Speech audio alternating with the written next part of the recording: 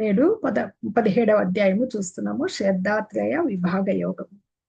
ఓం అజ్ఞానతిమిరాంధస్య జ్ఞానాంజనశలాకయా చక్షురున్మిళితం యేన తస్మై శ్రీ గురవే నమః.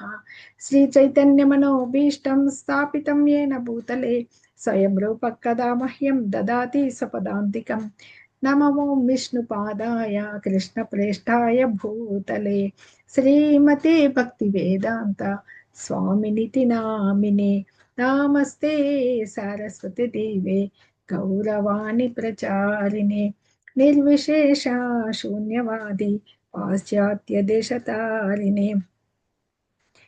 వందేహం శ్రీగురో శ్రీయుత పదకమలం శ్రీగురున్ వైష్ణవాంశ్చ శ్రీరూపం సాగ్రజాతం సహగణ రఘునాథాన్వితం తం సజీవం సాద్వైతం సావధూతం పరిజన సహితం కృష్ణ చైతన్య దేవం శ్రీరాధా కృష్ణ పాదాన్ సగన లలితా శ్రీ విశాఖాన్వితాంశ్చ.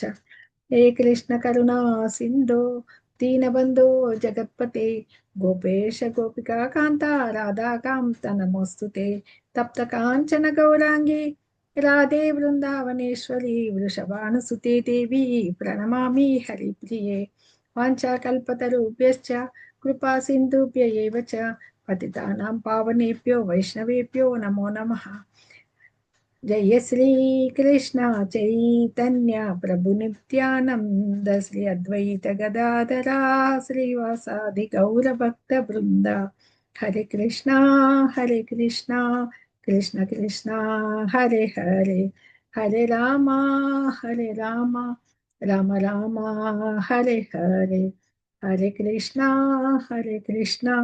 కృష్ణ కృష్ణ హరే హరే, హరే రామ రామ రామ హరే హరే, హరే కృష్ణ కృష్ణ కృష్ణ హరే హరే, హరే రామ రామ హరే హరే. అందరికీ స్వాగతం అండి. 17వ అధ్యాయంలో అర్జునుడి సందేహాలు, ఈ శ్రద్ధ గురించి అడగబోతున్నాడు అనమాట. ఎలాగ చేసే వాళ్ళ గురించి చూద్దాము. అర్జున ఉవాచ ఏ శాస్త్ర విధి ముత్సృజ్య యజంతే శ్రద్ధయాన్వితాః తేషాం నిష్ఠా తు కా కృష్ణ సత్వమాహో రజస్తమః. అర్జునుడు అడిగాడు, ఓ కృష్ణ, శాస్త్ర నియమాలను పాటింపక తమ స్వంత ఊహ ప్రకారము శ్రద్ధా విశ్వాసములతో పూజలు చేసేవారి పరిస్థితి ఏమిటి? వారు సాత్వికుల, రాజసుల లేదా తామసుల? అర్జునుడికి మంచి సందేహాలు వస్తున్నాయి, నివృత్తి చేసుకుంటున్నాడు అనమాట. అంత శాస్త్రాల ప్రకారం, వేద నియమాల ప్రకారము భక్తియుత సేవ ఆచరించాలని చెప్తే కొంతమందికి అవి తెలియక తమ సొంత ఊహాగానాలతో శ్రద్ధా విశ్వాసాలతో పూజలు చేసే వారి పరిస్థితి ఎలాంటిది అని అడుగుతున్నాడు ఇక్కడ. అంటే ఎక్కడైనా మనకి ఒక ప్రత్యేక పూజలు చేసేటప్పుడు శ్రద్ధతో కూడి, మనకి భగవద్గీతలోనే చెప్పబడింది అనమాట. శ్రద్ధను కూడిన యుక్తుడే మెల్లిమెల్లిగా జ్ఞానస్థాయికి వెళ్ళి శాంతిని పొందుతాడు అనమాట. అలాగా ఈ 16వ అధ్యాయంలో మనం చూసాం కదా, శాస్త్రీయ నియమాలు అనుసరింపని వాళ్ళే అసురులు అని చెప్పబడ్డాయి. శ్రద్ధతో అనుసరించేవాడు మనకి దైవీ గుణాలు కలవాడని చెప్పబడ్డాయి. ఇక ఎంత శ్రద్ధగా వాళ్ళు పూజ చేస్తున్నప్పటికీ వాటిలో శాస్త్ర నియమాలు లేకుండా ఉండేవాళ్ళు అనమాట. వాళ్ళ ఆటని స్థితి ఎలాంటిది, వాళ్ళు ఏ గుణంలో ఉన్నట్లు, అది సత్వగుణమా, రజోగుణమా, తమోగుణమా, అది వాళ్ళకి ఏమన్నా పరిపూర్ణత వస్తుందా అని చెప్పేసి వాళ్ళు ఎలా పరిస్థితిలో పూజ చేస్తారో దానికి ఏమన్నా జయం వస్తుందా అని అర్జునుడికి సందేహం కలిగింది అనమాట. శ్రీ భగవాన్ ఉవాచ త్రివిధా భవతి శ్రద్ధ దేహినాం సా స్వభావజ సాత్వికీ రాజసీ చైవ తామసీ చేతి తాం శృణు. శ్రీకృష్ణ భగవానుడు పలికెను, దేహధారి అయిన జీవుడు పొందిన ప్రకృతి గుణములను బట్టి తన శ్రద్ధ సాత్వికము, రాజసము లేదా తామసము అను 3 రకాలు ఉండును. వాటిని గురించి ఇప్పుడు వినుము.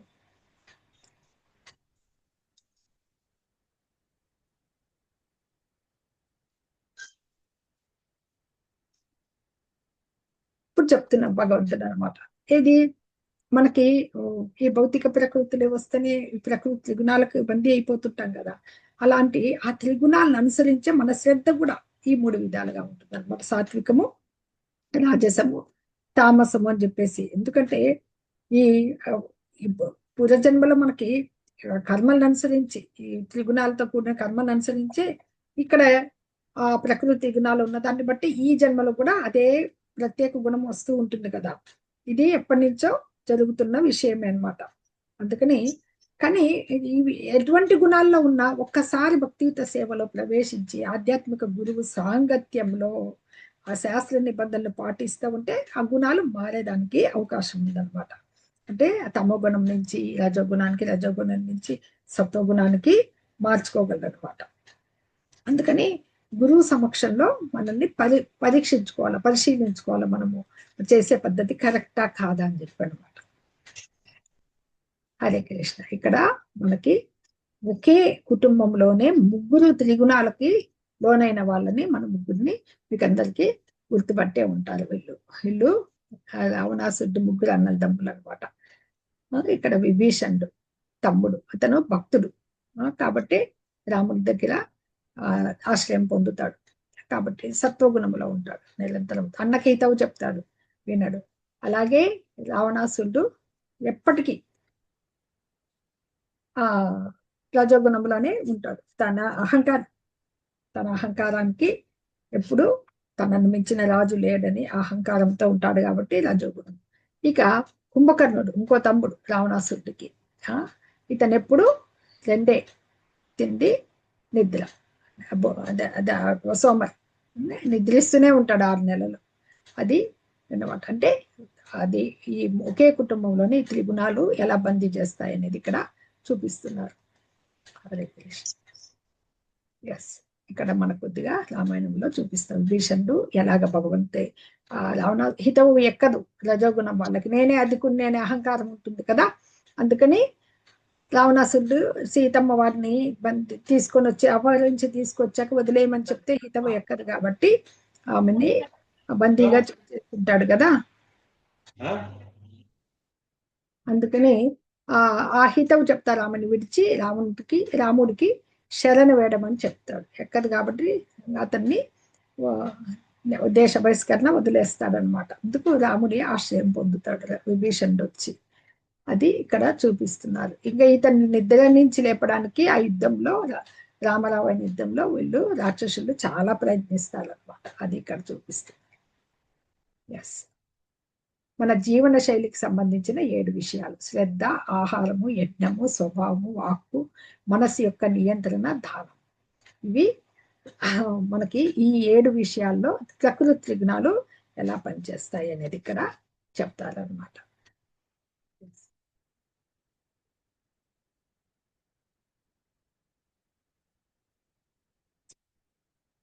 యజంతే సాత్వికా దేవాన్ యక్ష రక్షాంసి రాజసాః ప్రేతాన్ భూతగణాన్ చాన్యే యజంతే తామసా జనాః. ఏ దేవతల్ని పూజిస్తారు అని చెప్పేసి ఇక్కడ ముందు చెప్తున్నారనమాట. మన సత్వగుణంలో ఉండే మనుషులు దేవతలను పూజిస్తారు. రజగుణంలో ఉండేవారు యక్ష రాక్షసులను పూజిస్తారు. తమో గుణంలో ఉండేవారు భూత ప్రేతాల్ని పూజిస్తారు. దేవతలు మనకి దేవాది దేవుడు శ్రీకృష్ణ భగవానుడే.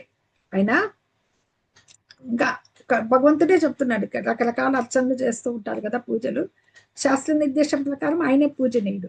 కానీ శాస్త్రాల గురించి తెలియని వాళ్ళకి అన్య దేవతలు ఉంటారు కదా, బ్రహ్మ కావచ్చు, శివుడు కావచ్చు, ఇంద్రులు, చంద్రులు, దేవతలందరినీ కూడా ఈ సత్వగుణంలో ఉంటారు. వాళ్ళు ప్రత్యేక ప్రయోజనార్థమై వాళ్ళకి ఏదన్నా వాంఛనీయమై పూజ చేస్తూ ఉంటారు. రజోగుణంలో ఉన్న వాళ్ళందరూ కూడా ఏం చేస్తారు, కొంచెం దానవ ప్రవృత్తి గల వాళ్ళని పూజిస్తారు అన్నమాట, యక్షరాక్షసుని.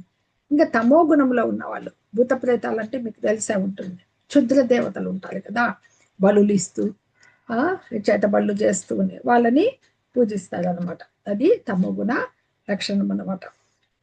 ఇవన్నీ భగవంతునికి విరుద్ధమైన పూజలు అనమాట. శుద్ధ సత్వంలో ఉన్న వాళ్ళకే భగవత్ పూజ. అది అంటే శుద్ధ సత్వములు నిలిచిన వారే శ్రీకృష్ణ భగవాన్ని ఎరిగిన వారయ్యి భగవంతుణ్ణి అంటే ప్రకృతి త్రిగుణాల నుంచి సంపూర్ణంగా వాళ్ళు విడుదల అవుతారు అనమాట. వాళ్ళే భగవంతునికి భక్తియుత పూజనే చేస్తారనమాట.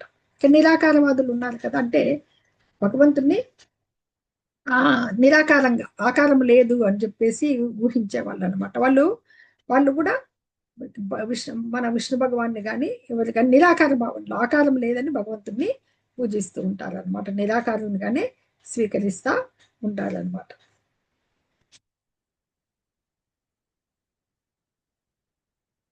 వాళ్ళ దేవతలు ఎలా పూజిస్తారు అని చెప్పి సత్వగుణంలో వాళ్ళు దేవీ దేవతలను పూజిస్తూ ఉంటారు.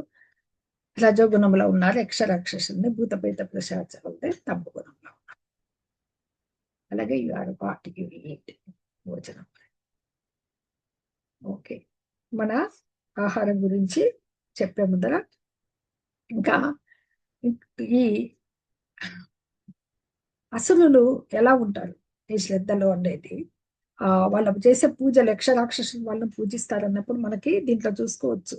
ఇవి తపస్సులు చేస్తూ ఉంటారు కదా అసురులు, చేసుకున్నప్పుడు తలలు నరుక్కోవడము, ఇవి నరుక్కోవడము, ఇలాంటి ఘోరమైన తపస్సులు చేసుకుని వాళ్ళు ఇవి వరాలు పొందుతూ ఉంటారు అనమాట. భస్మాసురుడు అని వినే ఉంటారు. శివుణ్ణే ఎవరి తల మీద చేయి పెడితే వాళ్ళని సంహరించాలి, నేను అది చనిపోవాలని కోరుకుంటాడు కదా, అది మళ్ళీ భగవంతుని మీదే శివుని మీదే ప్రయోగించాలని పోతారు. మళ్ళీ విష్ణు భగవానుడు వచ్చి రక్షిస్తారు. అలాగా వాళ్ళ తపస్సులు కానీ అవి కానీ కోరికలతో కూడి హింసా ప్రవృత్తి కలిగి ఉంటాయన్నమాట.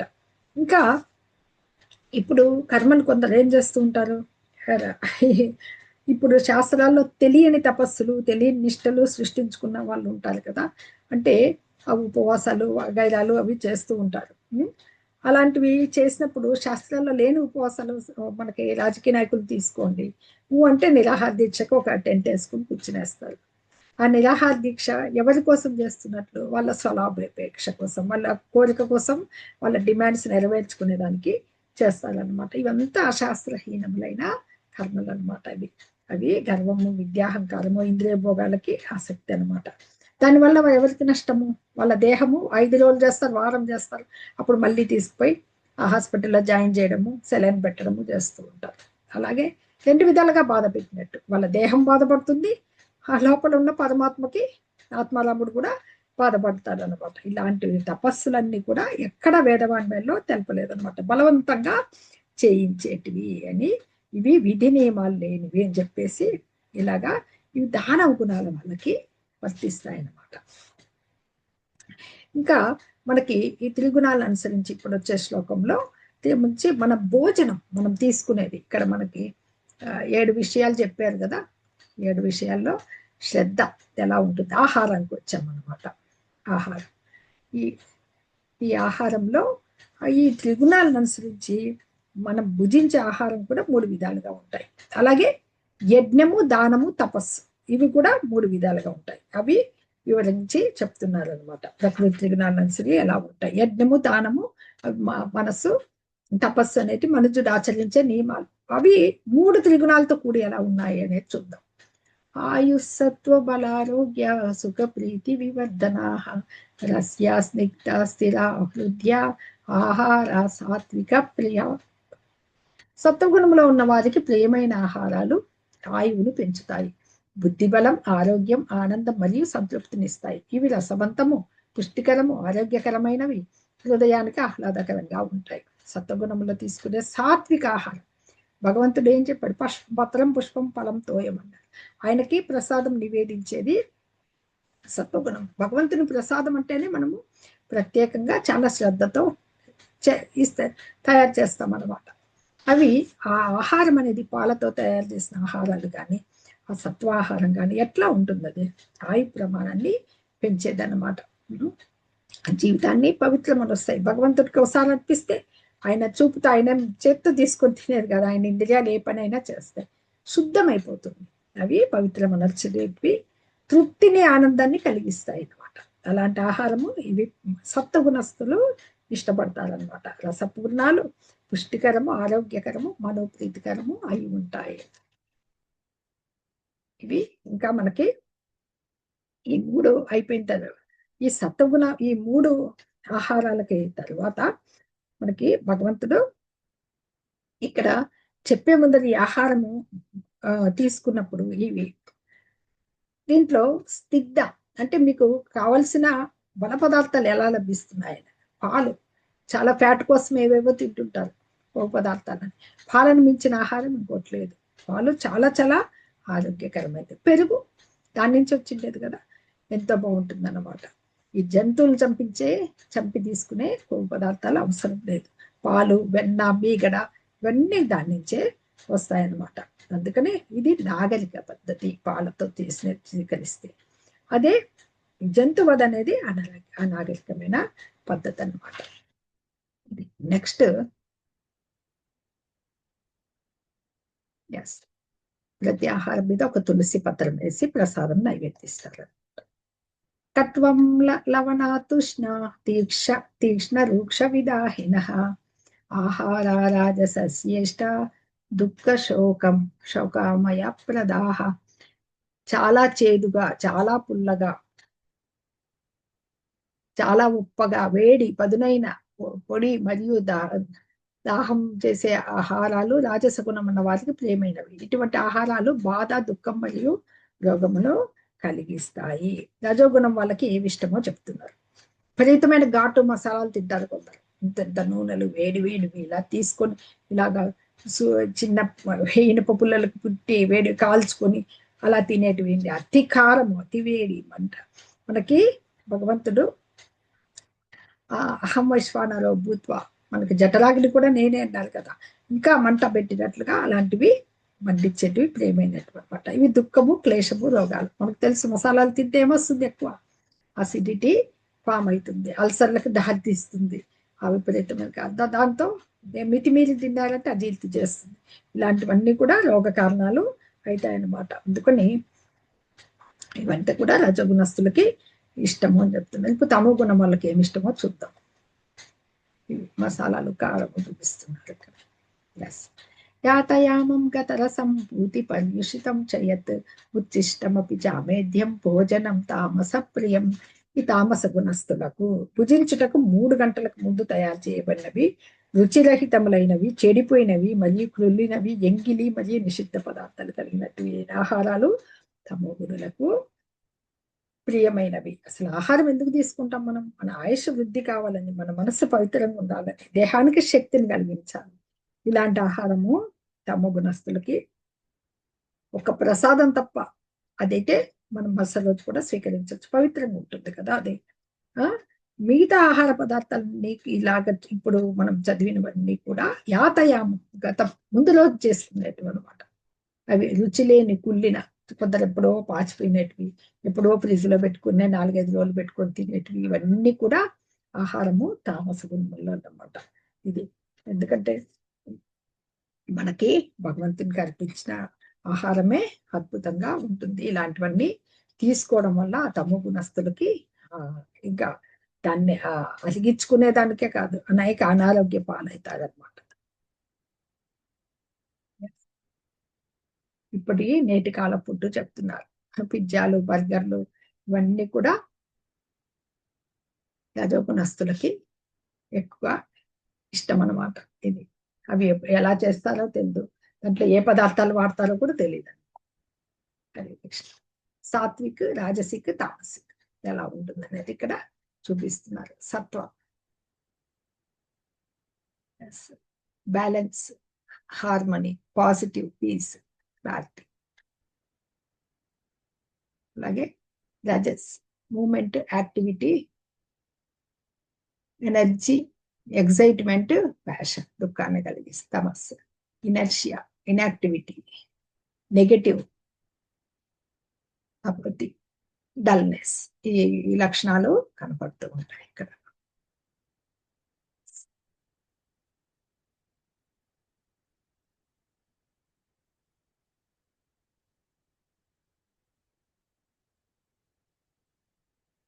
ఎస్, అఫలాకాంక్షిభిర్యజ్ఞో విధి దృష్టోయ యుజ్యతే యష్టవ్యమేవేతి మనః సమాధాయ సాత్విక.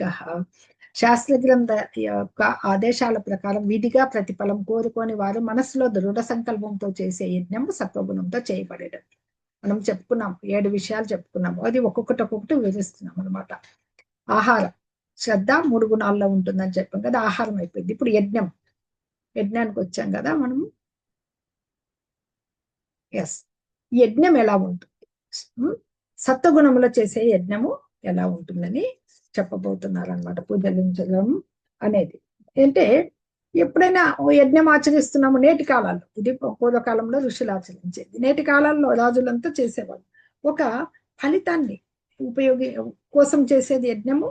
ఎప్పటికైనా కానీ మామూలుగా దానికోసమే చేస్తుంటారు, కానీ ఏ ఫలితము ఆశించకుండా చేయడం అనేదే ఇక్కడ పేర్కొనబడింది అనమాట. దీంట్లో సాత్విక యజ్ఞం అంటే శాస్త్ర నిర్దేశాను ప్రకారము అఫలాకాంక్షి యజ్ఞం అంటే ఫలము కోరని వారిచే యజ్ఞము విధిదిష్ట శాస్త్ర నిర్దేశమును అనుసరించి యా ఇజ్జతే ఏదైతే చేయబడుతున్నదో అది సాత్విక సమాదాయ సాత్విక, అది సాత్విక గుణానికి సంబంధించింది అని ఇక్కడ చేయబడినట్లు అని చెప్తున్నారు. మనసులో దృఢ సంకల్పం ఉండాలి. ఏంటంటే లోక కళ్యాణం కోసం ఆచరించాలి. ప్రతిఫలం కోరుకుని వాళ్ళు చేసేది మన స్వధర్మం, ఇది మనం చెయ్యాలి అని చెప్పేసి ఇక్కడ చెప్తున్నారు. ఇప్పుడు మనుజుడికి స్వధర్మం ఏముంది? మందిరాలకు వెళ్ళడం, అది కూడా ఒక యజ్ఞమే. హరే కృష్ణ నామమంత్రం జపం చేయడం, భగవానునికి అర్చనలో నచ్చడం. మందిరానికి కూడా మనం టెంపుల్స్కి వెళ్ళేది కూడా ఏదో ఒక లాభాపేక్ష కోసం వెళ్ళం, మనం భగవంతునికి చూడాలి అనే ఉద్దేశంతో వెళ్తాం అనమాట. అది భౌతిక ప్రయోజనాలతో ఆ పూజలకు వెళ్లకుండా మన మనస్సు తృప్తిగా భగవంతుని దర్శించుకోవడం వెళ్ళడం కూడా సత్వగుణమైంది అనమాట.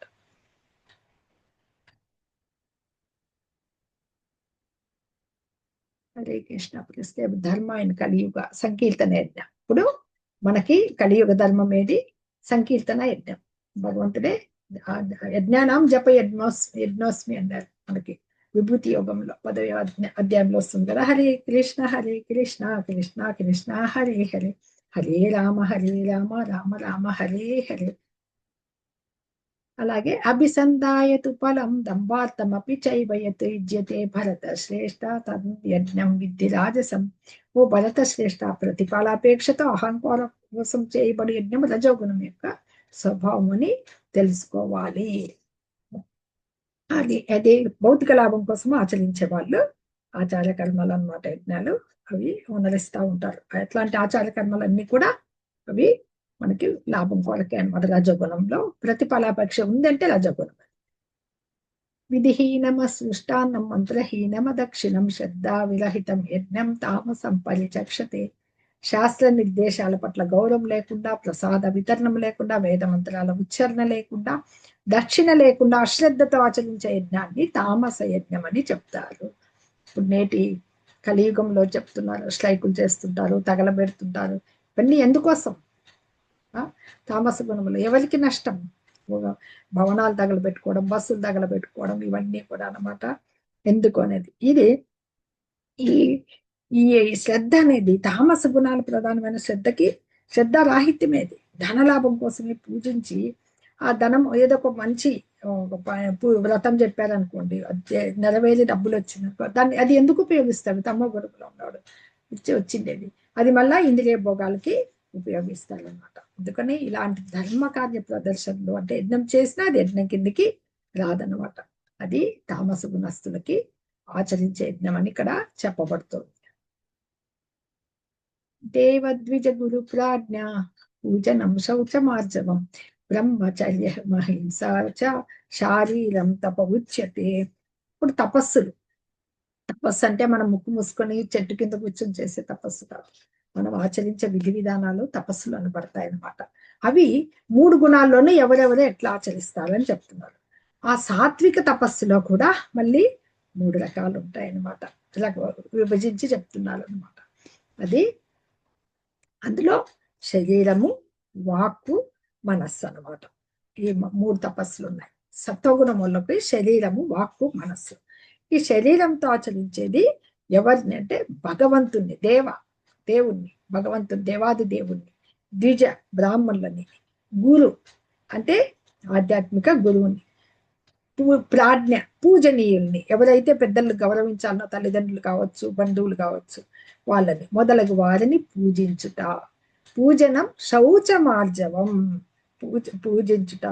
శౌచం పరిశుద్ధి, ఆర్జవం సరళత్వము, అంటే రుజుత్వం కలిగి ఉండాలన్నమాట చక్కగా. ఇక్కడ శౌచం శుచిత్వము, ఆర్జవం అంటే సరళత్వము, దేవదేవుని బ్రాహ్మణుని గురువుల్ని తల్లిదండ్రుల వంటి పెద్దల్ని పూజించుట. శౌచం పవిత్రంగా ఉండుట, శుచిత్వం, అలాగే సరళత్వం, బ్రహ్మచర్యం, అహింస అనేవి శరీరంతో చేసే తపస్సు. ఇవి మన సత్వగుణస్థులకి ఈ శరీరంతో చేసే తపస్సులు అనమాట. ఇవి శారీరక తపస్సు అని చెప్తారనమాట. సాత్విక తపస్సులు 3 రకాలు అని ఇక్కడ భగవంతుడు 3 చెప్పబోతున్నారు ఇక్కడ. ఓకే. సత్కారమాన తర్వాత ఇంకొకటి ఉంది, అనుద్వేగకరం వాక్యం అని. వాళ్ళది వాక్ తపస్సు. ఇది ఇప్పుడు చెప్పాం, శారీరక తపస్సు అయిపోయింది కదా ఎలా ఉండాలి అనేది. అలాగే మన వాక్ తపస్సు వాళ్ళకి ఎలా ఉంటుంది సత్వగుణస్థుల కంటే, సత్యం, ఎప్పుడు సత్యాన్నే మాట్లాడతారు. ఇప్పుడు ఒక టీచర్ ఉంటారు, తన బయట మాట్లాడచ్చు, తన స్టూడెంట్స్తో అబద్ధాలు చెప్పరు కదా. ఒక టీచర్లు కానీ లెక్చరర్లు కానీ సత్యాన్ని, అలాగా ప్రియం కలిపేది, హితకరమైంది, అనుద్వేగకరం అంటే ఎలాంటి ఉద్రేకం లేకుండా అందరికి నలుగురికి ఉపయోగపడేటివి, నెమ్మదిగా మృదువుగా మాట్లాడేది, సత్యమునే మాట్లాడేది. అలాంటి మాటలు నిత్యం వేదపారాయణం చేయడం కూడా ఇప్పుడు మనం చేస్తుండేది వేదపారాయణమే, భగవద్గీత ఉపనిషత్తు. అలాగా చేయడం అనేది కూడా వాక్కునకు సంబంధించిన తపస్సు. సాత్విక తపస్సులో 3 రకాలు ఉన్నాయి, శారీరక, వాక్కు, మానసిక తపస్సు వస్తుంది అనమాట. వీళ్ళంతా వ్యర్థ ప్రసంగాలు చేయరు, చక్కటి మాటలు మాట్లాడుతూ ఉంటారనమాట. మానసిక తపస్సు అంటే తృప్తి, సరళత్వము, మౌనము, ఆత్మ నిగ్రహము, అస్తిత్వాన్ని పవిత్రమనర్చుకుంటా, అంటే మనస్సుని తపో సంపన్నం చేయడం అనేది. మౌనం అంటే ముఖ్యమైన విషయాలే మాట్లాడతారు, అంటే ఆలోచనని కంట్రోల్ చేసుకుంటారు, విధి విధి విధి అలాగా పోకుండా ఆలోచనలో మౌనం ఉంటుందన్నమాట. అంటే మనస్సును తపో సంపన్నము చేయడము అంటే ఇంద్రియ భోగాల నుంచి మరల్చుకోవడం అనమాట, ఇతరులకి మేలు చేకూర్చుకోవడము, అది ఇంద్రియ భోగాన్ని వదిలించుకోవడం. ఇలాగా సత్వగుణస్థులకి శారీరక తపస్సులు, శారీరక, వాక్కు, మనస్సు అని 3 రకాలు ఉన్నాయన్నమాట. ఇప్పుడు రజోగుణస్తులకి ఇది ఈ 3 రకాలు అయిపోయినాయి కదా సాత్విక తపస్సు. వీళ్ళకి రజోగుణస్తులకి సత్కారమాన పూజార్థం తపోదంబేన చైవయత్ క్రియతే తదిహ ప్రోక్తం రాజసం చల అధ్రువం. ఇతరుల నుండి గౌరవము, సన్మానము మరియు పూజను పొందడం కోసం గర్వంతో చేయి తపస్సును రజోగుణమునకు సంబంధించినది అంటారు. ఇది అస్థిరం మరియు అశాశ్వతం, ఇక్కడే తెలిసిపోతోంది. అంటే చాలా మంది జనుల్ని ఆకర్షించడానికి గౌరవము, ఇవన్నీ సన్మానము, పూజలు అందుకునేకి పైకి డంబాలుగా ఏవేవో తపోనిష్టలు ఆచరిస్తూ ఉంటారు అనమాట. చాలా మందిని వీళ్ళని పెట్టుకుంటారు అనుయాయుల్ని పక్కన, వాళ్ళు కాళ్ళు గడగడము, తల మీద నీళ్ళు చల్లుకోవడము, పువ్వులతో పూజ చేయడము, ఇవన్నీ చేస్తూ ఉంటారు అనమాట. పూజించినట్లుగా దక్షిణలు ఇవ్వడం, తీసుకోవడం, ఇవంతా చేయడం అనేది, ఇట్లాంటి కృత్రిమైన ఏర్పాట్లన్నీ కూడా రజోగుణంలో ఉండేటివి అనమాట.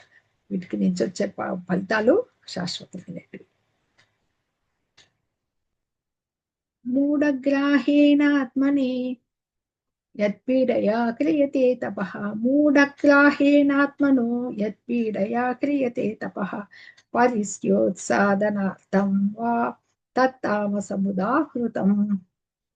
తనను తాను హింసించుకుంటూ ఇతరులను నాశనం చేయడం లేదా గాయపరచడం వంటి మూర్ఖత్వంతో చేయ తపస్సు తమో గుణంతో సంబంధించినది. పూర్వము వీళ్ళు రాక్షసులు, కశ్యపుడు అలాంటి దానవులు 3 తపస్సు అంటే ఎలా అయిపోతాడు అంటే, ఆ తపస్సు ఒంటికాల మీద 1000 సంవత్సరాలు చేసినప్పుడు శరీరం అంతా ఎముకలైపోతుంది అనమాట, పుట్టలు కట్టిపోతుంది, పుట్టలన్నీ పెట్టిపోతాయి అన్నమాట. అలాంటి ఇది.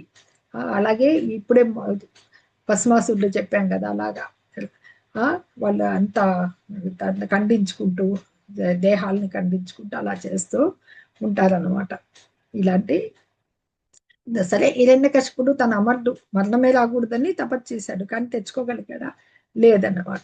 భగవంతునితో సంహరింపబడ్డాడు. అందుకు అసాధ్యమైన దానికోసము ఇలాంటి తపస్సులు చేయరాదు, అవి తమో గుణానికి సంబంధించినవి అన్నమాట. దాతవ్యమితి యద్దానం దీయతేనుపకారిణే దేశే కాలే చ పాత్రే చ తద్దానం సాత్వికం స్మృతం. శ్రద్ధ ఆహారం అయిపోయింది, యజ్ఞము దానము తపస్సు. ఇప్పుడు దానం అయినాక మళ్ళీ యజ్ఞం వస్తుంది. యజ్ఞాలు అయిపోయింది, దానం. యత్ దాతవ్యమితి యద్దానం. ప్రతిఫల వాంఛ లేకుండా సరైన సమయంలో సరైన ప్రదేశంలో యోగ్యుడైన వ్యక్తికి కర్తవ్య భావనతో ఇవ్వబడు దానము సత్వగుణముకు సంబంధించినది. ఇక వాళ్ళని ఎవరన్నా అడిగితే ఒక 10 రూపాయలు తీసి ఇచ్చారనుకోండి, బాగా ధనవంతుడు ఉన్నాడు, అవతల వ్యక్తికి యోగ్యత లేకపోతే ఆ 10 రూపాయలతో సిగరెట్ ఏవో కొనుక్కొని అలా తాగుతూ ఇలా వృధా చేశాడు అనుకోండి, మనం ఇచ్చిన దానానికి ఫలం ఉండదన్నమాట. అంటే ఇక్కడ సరైన ప్రదేశంలో తీర్థయాత్రలకు వెళ్తాం, ఒక గంగానది ఒడ్డునో ఇవి జరుగుతూ ఉంటాయి కదా, మనకి పుష్కరాలు జరుగుతుంటాయి. అక్కడ సరైన వ్యక్తులకి సరైన సమయంలో ఇది నా స్వధర్మాచరణ ఇవ్వడం అనేది, తీసుకున్న వ్యక్తికి కూడా ఆ అర్హత ఉండాలన్నమాట.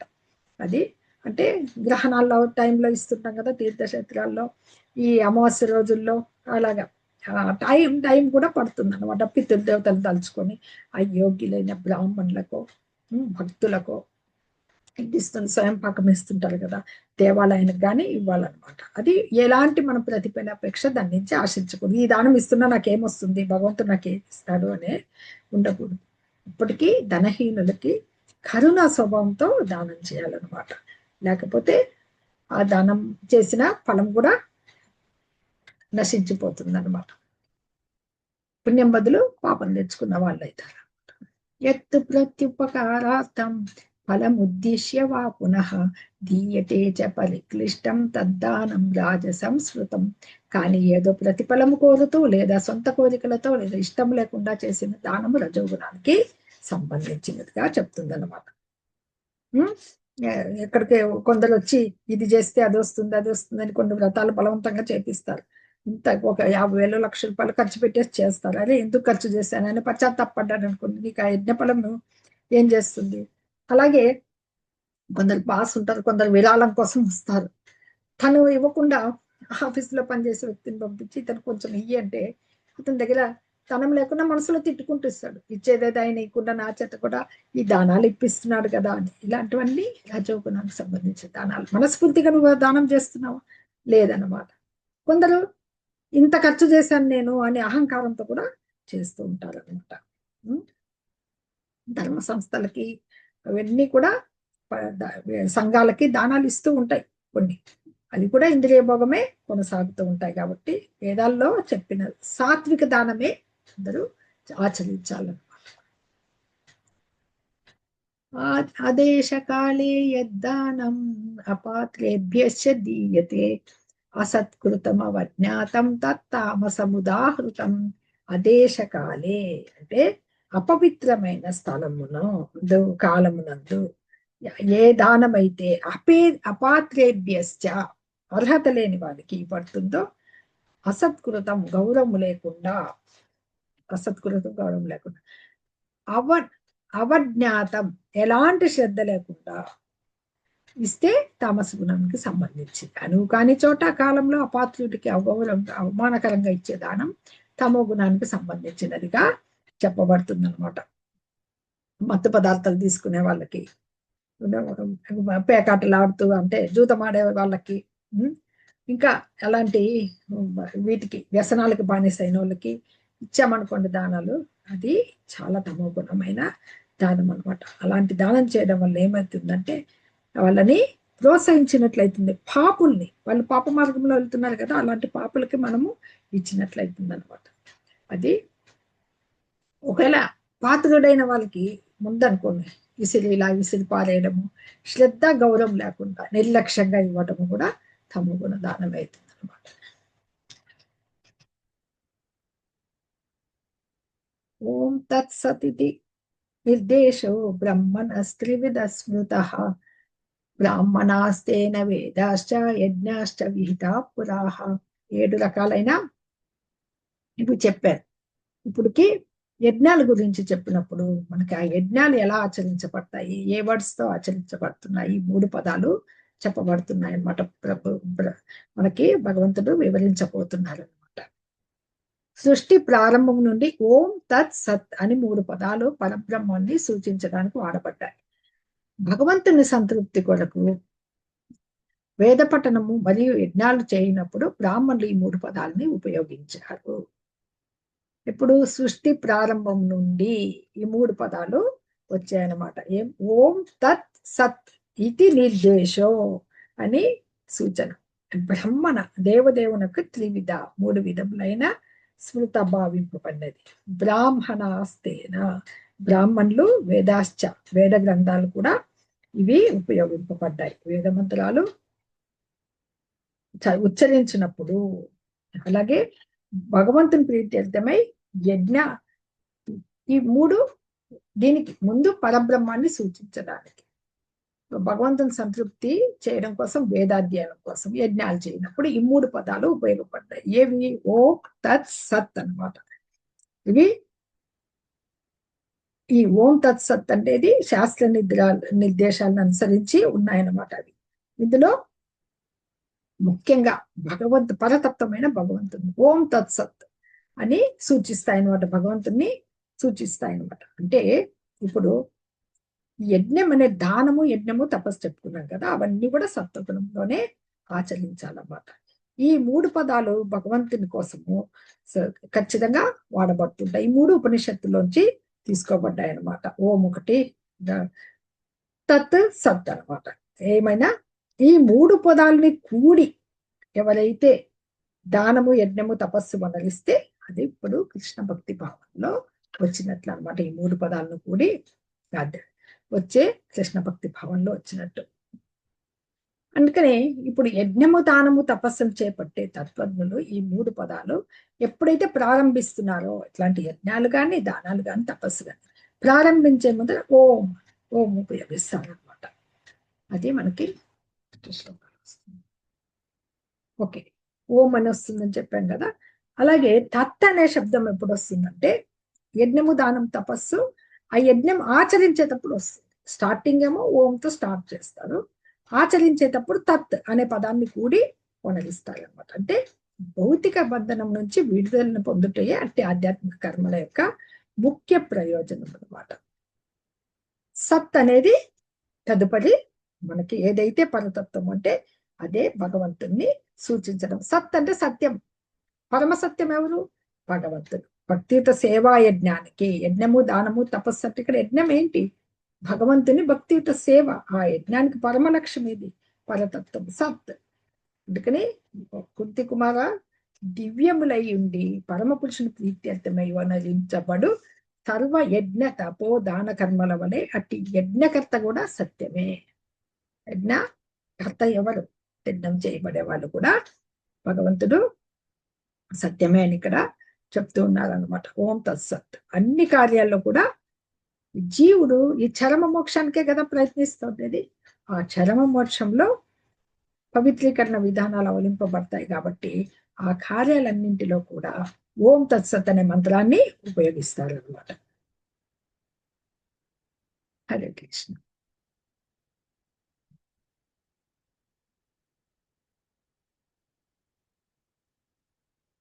అశ్రద్ధయాహుతం దత్తం తపస్తప్తం కృతం చయత్ అసదిచ్యుచ్యతే పార్త నచ తత్ప్రేత్యనో ఇహ. ఓ పార్త, భగవంతునిపై విశ్వాసం లేకుండా చేయు యజ్ఞము, దానము లేదా తపస్సు వంటిది ఏదైనా అశాశ్వతము, ఇది అసత్ అని పిలుస్తారు. ఇది ఈ జన్మలో మరియు తర్వాతి జన్మలో పనికిరానిది. భగవంతుడు ఏం చెప్తున్నాడంటే ఇక్కడ అశ్రద్ధయా, శ్రద్ధ లేకుండా, కృతం యజ్ఞమునందు అర్పింపబడినది, దత్తం ఇవ్వబడినది, తపహ తపస్సు, తప్తం ఉనర్చబడినది, కృతం చేయబడినది, చా కూడా యత్ ఏది అసత్తు, మిథ్య, ఇత్యుచ్యతే అంటే చెప్పబడుతుంది. పాత ఓ కుమార నచ ఉపయోగకరం కాదు, మరణించిన పిమ్మట కూడా ఉపయోగకరం కాదు. అంటే పరమ పురుషుని ఏదైనా భగవంతునిపై విశ్వాసం లేకుండా చేయు యజ్ఞము, దానము లేదా తపస్సు వంటిది ఏదైనా అశాశ్వతం. పరమ పురుషుని పట్ల శ్రద్ధ లేకుండా, మన శ్రద్ధ విశ్వాసం అనేది ముఖ్యంగా ఎక్కడ కనపడుతుంది? అలాంటి శ్రద్ధ లేకుండా నచ్చేటువంటి యజ్ఞము, దానము, తపస్సు ఇది అశాశ్వతమైందనమాట. అసత్తు అది. సత్తుకి అసత్తుకి ఎంత అసత్యమైంది కాబట్టి అలాంటి పిలువబడే అట్టి కర్మ ఈ జన్మంలో వచ్చే జన్మలో కూడా నిరుపయోగమే. మామూలుగా మనము సత్వగుణంలో భగవంతుడి ప్రీత్యర్థము ఆచరించామనుకోండి, యజ్ఞ దానం తపస్సు 7 విషయాలు అవి ఆచరించినప్పుడు అది ఆ పుణ్యఫలము వచ్చే జన్మ కూడా ఎక్కడి నుంచి మనకి 2వ అధ్యాయంలో చెప్పుకుంటాం కదా. ఇప్పుడు ఒక 10% మనం పుణ్యం చేసుకుని ఆపేస్తే కృష్ణ భక్తి భావనలో వచ్చే జన్మలో నీకు మొదటి నుంచి రాదు, 11 నుంచి వస్తావు. ఇక్కడ 1% అయిపోతే తర్వాత 2% నుంచి స్టార్ట్ అవుతుంది అనమాట. ఆ పుణ్యఫలం మనం క్యారీ ఫార్వర్డ్ అవుతుంది నెక్స్ట్ జన్మకి. ఇది నిరుపయోగమే నెక్స్ట్ జన్మలో అనమాట. అంటే ఈ ఆధ్యాత్మిక లక్ష్యం అనేది లేకుండా వనర్చబడేది ఏదైనా వాస్తవంకి నిరుపయోగమే. అట్లాంటి కర్మలు ఎన్ని, యజ్ఞం కావచ్చు, దానం కావచ్చు, తపస్సు కావచ్చు, నిరుపయోగమే అనమాట. అది ఈ శ్లోకంలో ఖచ్చితంగా చెప్పబడుతోంది అనమాట. అట్లాంటి కర్మలు పనికిరావని చెప్పేసి అనమాట. వాస్తవానికి మనం చేసే ప్రతి కర్మ ఎలా చేయాలి? భగవానుని నిమిత్తమై కృష్ణ భక్తి భావంలో చేయాల్సి ఉంటుంది. మరి అటువంటి శ్రద్ధ మరియు అలాంటి భగవాన్ చెప్పబడే విధి నియమాలు లేకుండా చేసామంటే ఫలితం అనేది దక్కదు. మనకి అన్ని వేదవాన్మయంలోనూ ఏం చెప్పబడుతుంది? తగిన శ్రద్ధ ఉంటేనే భగవంతుని పట్ల చెయ్యాలని. అంటే వేద ఉపదేశాలన్నీ ఏం చెప్తున్నాయి మనకి?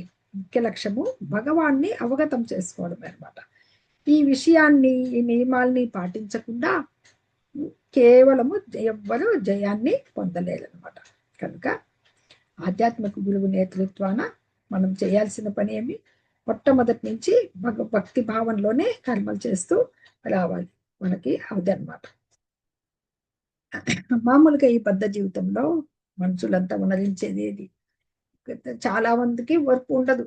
ఇంద్రియాలు జయించాలి, భక్తియుత సేవలు, నియమాలను పాటించాలి. త్వరగా ఏదైపోతే మీరు చూస్తూ ఉంటారు కొన్ని పూజల్లో వీసా రావాలని, పాస్పోర్ట్ రావాలని ఇలా తిరుగుతుంటారు, అలా వెళ్తూ ఉంటారు మొక్కుకొని ఈ పూజకు చేసి ఆ పూజ చేసి. అంటే దేవతల్ని, భూత ప్రేతాలు, కుబేరుడు, యక్షులు వీటిని పూజించాలంటే ఆకర్షితులైతే ఉంటారనమాట. ఈ సత్వగుణం అనేది రజస్తమో గుణాల కంటే మెరుగైనదైనా కానీ కృష్ణ భక్తి యందు నిలిచిన వాళ్ళకే త్రిగుణాలకే అతీతులు కాగలరనమాట.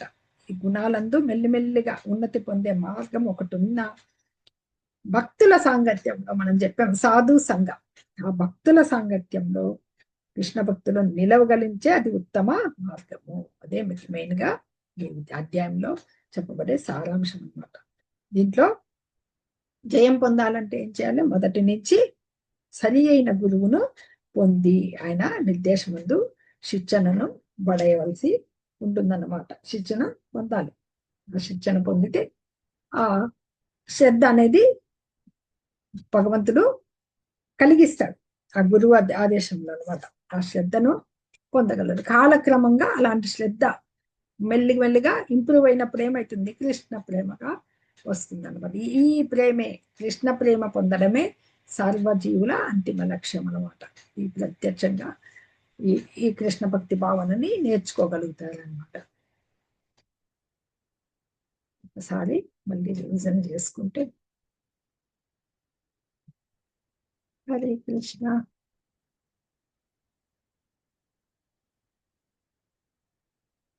ముఖ్యంగా తెలుసుకోవాల్సింది మన ఇవి శ్రద్ధ.